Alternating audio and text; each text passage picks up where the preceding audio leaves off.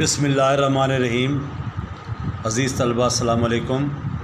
آج ہم چیپٹر 5 جو ہے ٹائٹل اکبری کی حماقتیں ڈپٹی نذیر کا لکھا ہوا اس کو کنٹینیو کریں گے۔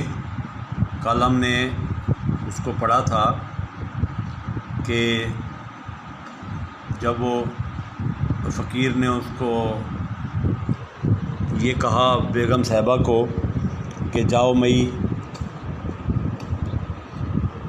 رات کو حکم ملے گا، بیگم کو خواب میں بشارت ہوئی کہ حج کو جا اور مراد کا موتی سمندر سے نکال لا۔ تو رات کو وہ سوئی تو اسے خواب آیا، اس میں بشارت ہوئی کہ جو ہے تم جاؤ اور یعنی سمندر کے سفر پر جاؤ اور دل کی مراد حاصل کر لو۔ یہ آپ کو یاد دہانی کرا دوں کہ پرانے زمانے میں حج کا سفر بحری جہاز کے ذریعے کیا جاتا تھا، اس لیے سمندر کا حوالہ ہے۔ اور بس صبح ہوئی تو حج کی تیاریاں ہونے لگیں۔ 500 مسکین بیگم نے آپ کرایہ دے جہاز پر سوار کرائے۔ 500 میں نہیں 500، ان میں سے ایک میں بھی تھی، ایک مسکین یہ بوڑھیا حجن بھی تھی کٹنی۔ ہر وقت پاس رہنا، بیگم صاحبہ الہی دونوں جہان میں سرخرو کرے کہ دونوں جہان میں ان کو کامیاب کرے، بس ہر وقت مجھے اپنے پاس رکھتی تھیں۔ تو مجھ پر مہربانی کرنے لگی اور سہیلی کیا کرتی تھی، کہاں یہ مسکین غریب کٹنی، اور اس کے بقول کہ نواب کی بیگم جو ہے اس کو سہیلی کہا کرتی تھی۔ 10 دن تک برابر جہاز پانی میں چلا۔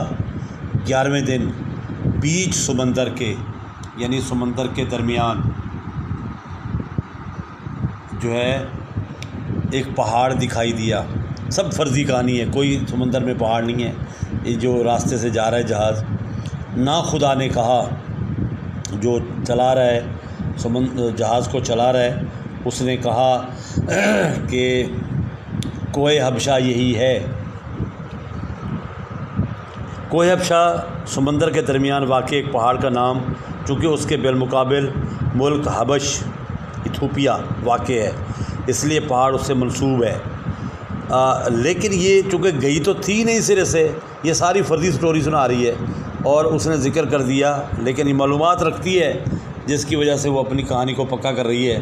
تو آگے کون سی عقل مند تھی، وہ بھی ہاں کرتی گئی۔ ایک میں اور 4 اور، یعنی ایک اوپر رہ گیا کہ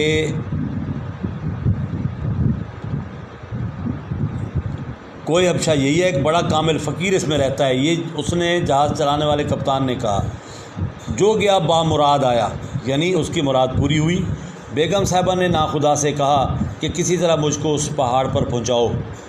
ناخدا نے کہا کہ حضور جہاز تو پہاڑ تک نہیں پہنچ سکتا، ہاں البتہ اگر آپ ارشاد کریں تو جہاز کو لنگر کریں، یعنی اگر آپ کو ضروری جانا ہے تو سمندر میں جہاز کو روک لیتے ہیں اور کشتیاں جو ہیں وہ اتار کر اس پر چلتے ہیں۔ بیگم نے کہا خیر یہ صحیح، ایسے کر لو۔ 5 عورتیں بیگم کے ساتھ کوہ حبشہ پر گئیں۔ 5 عورتیں، انڈرلائن کیجیے گا اس کو، ایک میں اور 4 اور، ہر جگہ یہ اٹیچڈ ہے، یعنی 4 عورتیں تھیں، ایک میں ساتھ گئی۔ پہاڑ پر پہنچے تو عجیب طرح کی خوشبو مہک رہی تھی، پہاڑ پر خوشبو ہی خوشبو تھی۔ چلتے چلتے شاہ صاحب تک پہنچ گئے۔ ہو کا عالم تھا، بالکل خاموشی تھی، کوئی بھی مکمل خاموشی تھی۔ اور وہ کہتی ہے کہ نہ آدمی نہ آدم زاد، کہ آدم نہ آدم کی اولاد، انسان کا بچہ کوئی نظر نہیں آیا وہاں۔ تنہا شاہ صاحب ایک غار میں رہتے تھے اکیلے۔ کیسی نورانی شکل تھی، پر نور، شکل سے نور برستا تھا جیسے فرشتہ ہوں۔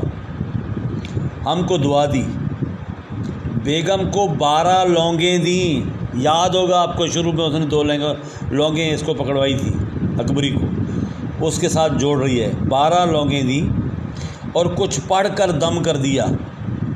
مجھ سے کہا گئی نواب کی بیگم، 4 عورتیں بھی اور تھیں، لیکن اس شاہ صاحب نے اس کو کہا کٹنی کو کہ مجھ سے کہا چلی جا آگرے اور دلی میں لوگوں کے کام بنا رہے، آگرے اور اتنی مسافت سے جا کے دلی تک لوگوں کے کام بنا لے تو۔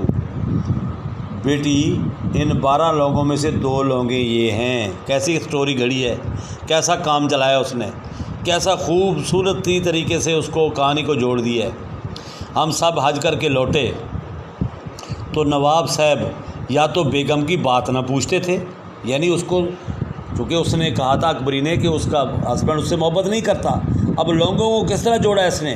وہ کہتی ہے کہ نواب یا تو چاہتا نہیں تھا بیگم کو، یا یہ نوبت ہوئی کہ 1 مہینہ آگے سے بمبئی میں آ کر بیگم کو لینے کو پڑے تھے، کہ 1 مہینہ پہلے ہی، ویسے تو 8-10 دن کی مسافت ہوتی تھی جہاز میں سفر کی، لیکن یہ مہینہ پہلے آ گیا اور بمبئی میں آ کر بیگم کو لینے کو پڑے تھے۔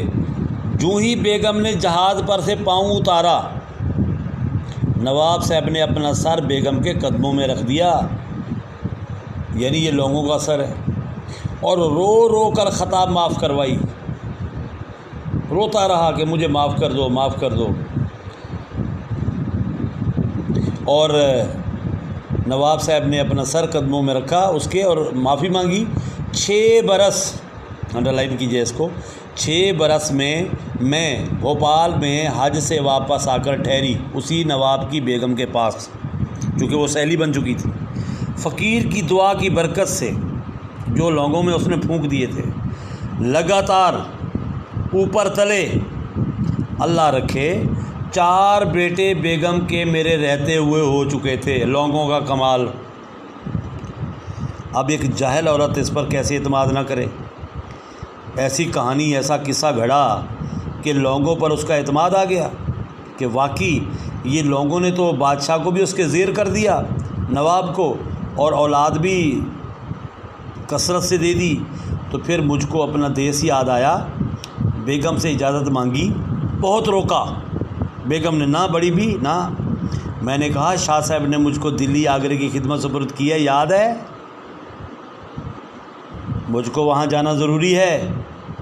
یہ سن کر بیگم نے چاروں ناچار، نہ چاہتے ہوئے مجھ کو رخصت کیا۔ یہ ہے اس کی کہانی جو اس نے لوگوں کے ساتھ اٹیچ کر کے اس کو سنا دی۔ اب وہ 2 لونگیں، اس کے ساتھ 2 ورق کی حکایت جو کہانی ہے وہ جو ہے اس کو دے دی، مزیدار داستان نمک مرچ لگا کے سنائی گئی۔ مزاج دار دل و جان سے معتقد ہو گئی، اس کا اعتقاد بڑھ گیا، عقیدت مند ہو گئی، قائل ہو گئی اس کی۔ حجن تو لونگیں دے کر رخصت ہوئی۔ مزاج دار بہو نے غسل کر، کپڑے بدل، خوشبو لگا، 1 لونگ بسم اللہ کر کے اپنی چوٹی میں باندھا، یعنی بالوں میں، اور میاں کے پلنگ کی چادر اور تکیوں کے غلاف بدل کر 1 لونگ کسی تکیے میں رکھ دی۔ اب یہاں دیکھیں کہ اس نے ایک کام جو چالاکی دکھائی تھی، اس نے کہا تھا کہ ماحول صاف ستھرا رکھنا ہے، چونکہ یہ جو عورت ہے یہ صاف ستھری تھی نہیں، نہ اپنی صفائی ستھرائی کا خیال رکھتی تھی، نہ اپنے گھر کا، تو اس کا ہسبینڈ اس وجہ سے بھی ناراض رہتا تھا۔ آج جو واپس آیا،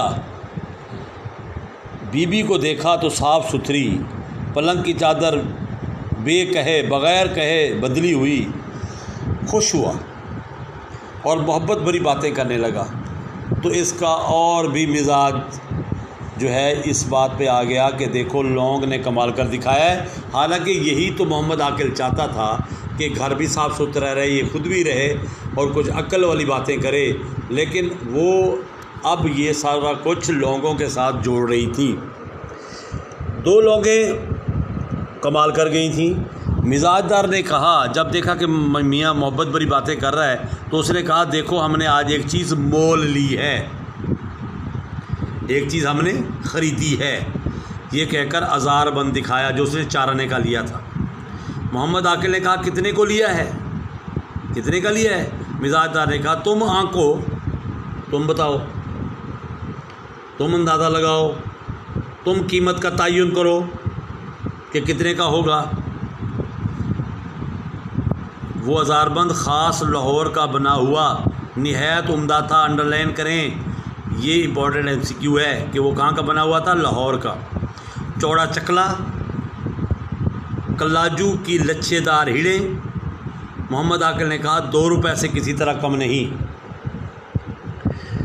یہ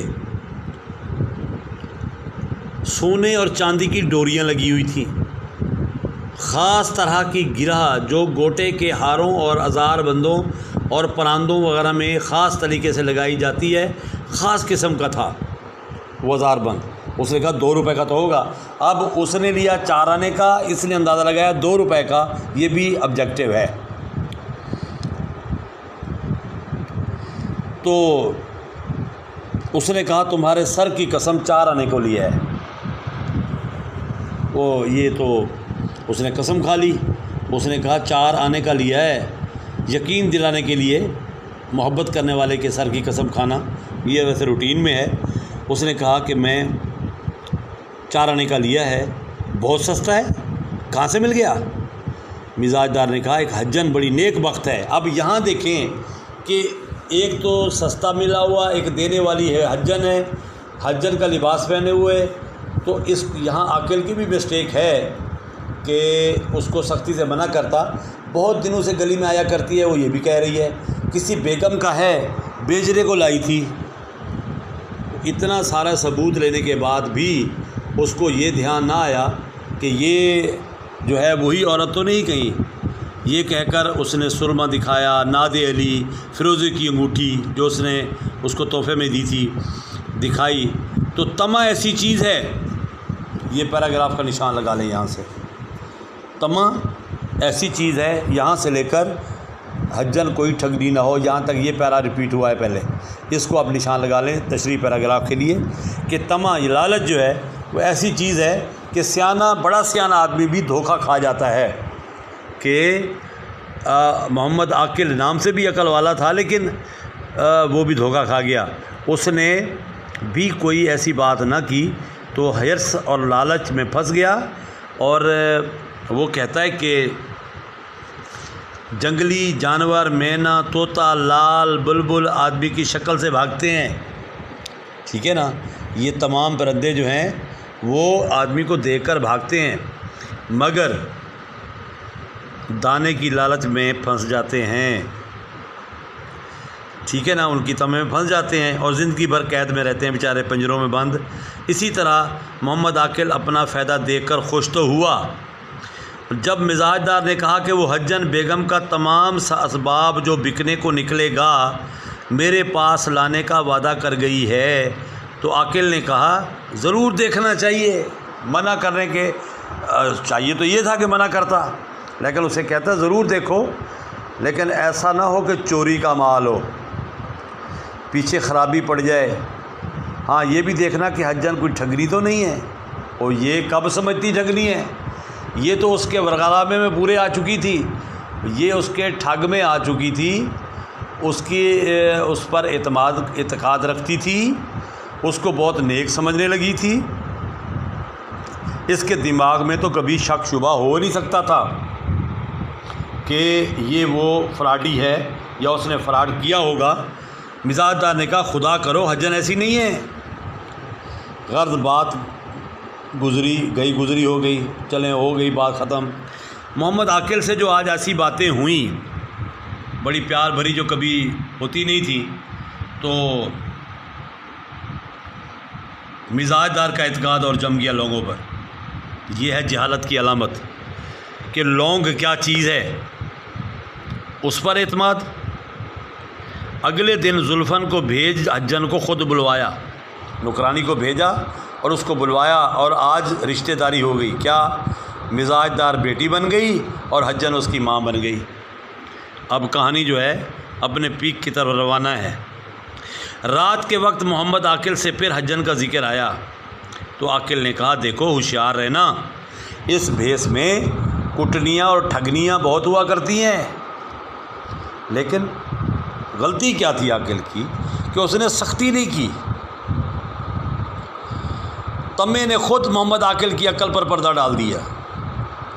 اتنی موٹی بات وہ نہ سمجھا کہ 2 روپے کا مال 4 آنے کو کون دیتا ہے، یعنی کس طرح ممکن ہے. وہ اس کی عقل میں بات نہ آئی، کہتا ضرور رہا لیکن اس نے سختی سے منع نہیں کیا. محمد عاقل کو مناسب تھا کہ قطعاً حجن کے آنے کی ممانعت کرتا. اس کو چاہیے تھا کہ اس کو روک دیتا کہ اب یہ عورت یہاں نہ نظر آئے، لیکن اس نے ایسا نہیں کیا اور اس کی تمام چیزیں حجن کو واپس کروا دیتا. یہ بھی نہ کیا. مزاج دار کو اتنی عقل کہاں سے آئی تھی کہ اس تہ کو سمجھتی. کئی دن کے بعد مزاج دار نے حجن سے پوچھا، کیوں بھی آج کل بیگم کا کوئی سامان نہیں لاتی ہیں آپ؟ حجن نے جان لیا کہ اس کو اچھی چاٹ لگ گئی ہے، چسکا لگ گیا، اس کو عادت پڑ گئی ہے اس کو. یہ جو ہے جو پوچھ رہی ہے، کہا تمہارے ڈھب کی کوئی چیز نکلے تو لاؤں، کہ تمہارے کوئی پسند کی کوئی مطلب کی چیز آئے تو لاؤں. 2-4 دن کے بعد جھوٹے موتیوں کی ایک جوڑی لائی. یہ یعنی جو بالکل قیمتی نہ تھی، عام سی جھوٹے نگوں کی وہ جوڑی لائی اور کہا لو بھی خود بیگم کی نتھ کے موتی ہیں. اب جو اس نے یہاں بات کی ہے، وہ جو اب اس کا اگلا آئٹم جو آخری آئٹم چل رہا ہے اس کا، اس نے کہا بیگم کی نتھ یعنی ناک میں پہننے کا زیور ہے. پرانے وقتوں میں لوگ ناک میں وہ سونے کا ایک رنگ ٹائپ ہوتا تھا، اس کو ناک میں ڈالتے اور اس کے ساتھ ہی یہ جو لائن ہے کان تک چلی جاتی تھی، وہ موتی کی وہ جوڑی لائی تھی.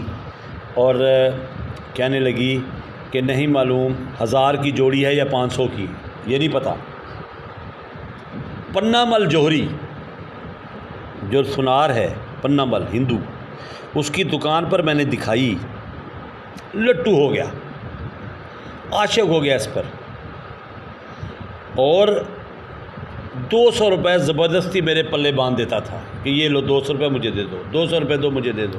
لیکن نہیں، میں نے کہا نہیں، یہ تمہارے لیے لائی ہوں، بیگم سے 50 میں لائی ہوں، 50 روپے میں تم لے لو، ایسا مال تمہیں نہ ملے گا پھر. اب 50 روپے 200 روپے اس کو سنار دے رہا ہے، حالانکہ وہ کہتی ہے 1000 یا 500 کی ہے، لیکن میں تمہیں 50 روپے کی دیتی ہوں، تمہارے لیے بڑی زبردست چیز ہے. مزاج دار نے کہا کہ 50 روپے تو نقد میرے پاس نہیں ہے، میرے پاس تو نہیں ہے. یہاں اس کو موقع تھا اس کو لوٹنے کا، کہانی بڑی ہو رہی تھی. اس نے کہا ایسا نہ ہو کہ یہ پردہ داری جاتی رہے. اس نے آج اپنا کام شروع کیا اور اس سے کہا کہ کیا ہوا بیٹی، پیسے نہیں ہیں تو پونچیاں بیچ کر لے لو. لینی ضرور ہے آپ نے کوئی یہ کلائی میں پہننے کا زیور ہوتا ہے، یہ آپ بھیج دو، یہ لے لو، وہ بن جائے گا، یہ ہاتھے نہیں آئیں گے پھر موتی. حجن نے ایسے ڈھب سے کہا، ایسے طریقے سے کہا، اس طریقے سے اس نے جوڑا کہانی کو کہ مزاج دار فوراً زیور کا صندوقچہ اٹھا لائی اور حجن کو پونچیاں نکال حوالے کر دیں وہاں سے. حجن نے مزاج دار کا زیور دیکھ کر کہا اے ہے، کیسی بے احتیاطی سے زیور مولی گاجر کی طرح ڈال رکھا ہے، یہ کیا کیا تم نے؟ زیوروں کا حال دیکھو کیا کر رکھا ہے تم نے، یہ تم نے اس کا تو حشر کر دیا ہے. بیٹی دھگدگی میں ڈولا ڈلواؤ، یہ کیا کیا ہوا تم نے؟ یہ گلے کا زیور ہے دگدگی، اس میں وہ جو اس میں ڈلوانا ہوتا ہے، پان ٹائپ کہتے ہیں اس کو، چمکیلے رنگ کے ہوتے ہیں اور اندھیرے میں بھی چمکتے ہیں. ڈورا یعنی دھاگا ڈلواؤ. بالی پتہ کانوں میں لٹکانے والی پتے کی طرح کی شکل کی بالیاں ہوتی ہیں. گلو بند گلے میں پہننے کا زیور ہے. مالا بازو بند بازو میں پہنتے تھے پرانے وقتوں میں لوگ. یہ میلے چکٹ ہو رہے ہیں, حد سے زیادہ میلے ہو رہے ہیں. ان کو جلواؤ, میل ان کو کھا جائے گا, دھلواؤ انہیں. مزاج دار نے کہا کون ڈورا ڈلوائے اور کون اجلوا کر لائے, کون دھاگے ڈلوائے, کون اس کو دھلوا کے لائے. ان سے کہتی ہوں تو وہ کہتے ہیں میرے پاس فرصت نہیں ہے, میں کس وقت جاؤں, میرے پاس تو ٹائم نہیں ہوتا. حجت نے کہا اوئی بیٹی یہ کون سا بڑا کام ہے, یہ تو بہت چھوٹا کام ہے. لو موتی رہنے دو, میں ابھی ڈورا ڈلوا دوں. کام ہو گیا اس کا. میں آپ کو ڈورا بھی ڈلوا دیتی ہوں, زیور میلہ ہے اس کو ڈلوا بھی دیتی ہوں, نکال دو میں اسے اجلوا بھی دوں. ٹھیک ہے نا. اور مزاج دار نے سب زیور اس کے حوالے کر دیا. حجت نے کہا کہ زلفن کو بھی ساتھ کر دو. دیکھیں چلاک عورتوں کی چالاکیاں کہ اس نے کام پکا کیا. اس نے کہا اگر لے کے جاتی ہوں تو کہیں اس کو شک نہ پڑ جائے, شور نہ کر دے کہ میرے زیور لے گئی. اس نے کہا نوکرانی کو ساتھ کر دو, سنار کے پاس بیٹھی رہے گی, میں جب تک پٹوے سے ڈورے ڈلواؤں گی. کمال ہے کہ اس نے کہا کہ جو پٹوا ہوتا ہے نا وہ زیورات یا لاکٹ وغیرہ میں ڈوری ڈالتا ہے, میں وہاں جاؤں گی تو یہ زیور کے ساتھ اس کی نگرانی کرے گی, سنار کے پاس بیٹھی رہے گی. اور اسی طرح اس نے یقین دلا دیا اس کو, اکبری کو, کہ وہ واقعی اس کی ماں ہے اور اس کی خدمت کے لیے جا رہی ہے. ادھر اس کا اپنا کام فٹ ہو رہا تھا, کام بن رہا تھا. آگے دیکھتے ہیں, کل اس کو اختتام کریں گے کہ آگے کہانی کس موڑ کی طرف جاتی ہے. آج تک اتنا کافی ہے. انشاءاللہ کل جو ہے پھر دوبارہ ملاقات ہوگی. اس وقت کے لیے اجازت چاہوں گا. اللہ حافظ. السلام علیکم.